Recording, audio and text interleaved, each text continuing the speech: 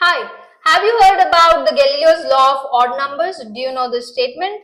The Galileo's law of odd numbers states that the distance traversed by any body during equal intervals of time when it is falling from rest are in the same ratio as the ratio of odd numbers starting from unity. What does that mean? It means, so you have to basically prove that the distances traveled, that is S1, S2, S3 are in the ratio as 1 is to 2, 3 is to 5 and so on and so forth. It is in this particular ratio. How do you calculate? It says that the body starts from rest.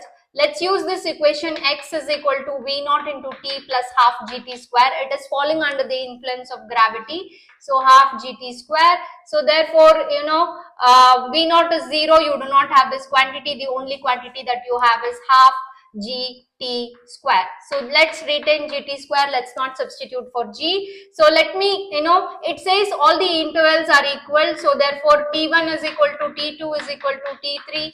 All of them are equal. I'll call them as t. All of them are equal intervals. So the next point is I have to calculate x1 for the time interval 1. So therefore it will be half into g, right, t1 square, right? Similarly, if I have to calculate t2, this was for the time interval t. Now I'm calculating for the time interval 2t.